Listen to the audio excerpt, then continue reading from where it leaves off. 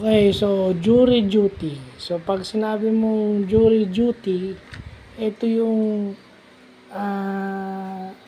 jury sa isa kang tao o isa kang abogado sa US na nagdidesisyon sa mga kaso.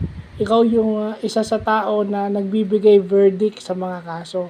Kasi yung West, yung judge, presiding officer lang yun sa US. Kasi sa US daw, trial by jury. So, ibig sabihin yung jury duty, yung nasa gilid. Sa TV ko lang napapanood yun. Pag nakakita ko dahil may cable kami, nandun lang kami nakikita ko dun sa mga American shows. US-based na shows, kung ko lang nakikita yun. So, yun pala ang ibig sabihin ng jury duty.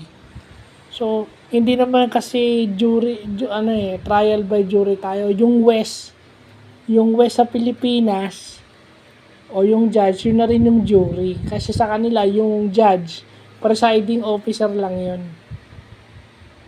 Pero nagdi-decide ng kaso, is yung jury. Kasi dito sa atin, yung West, presiding officer na siya, plus siya pa yung jury.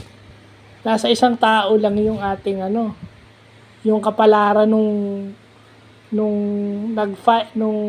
akusado at saka nung biktima. Diba? So, yun, butit na paliwanag natin yung jury duty na yan. Maganda ring malaman natin yan. So, yun lang po.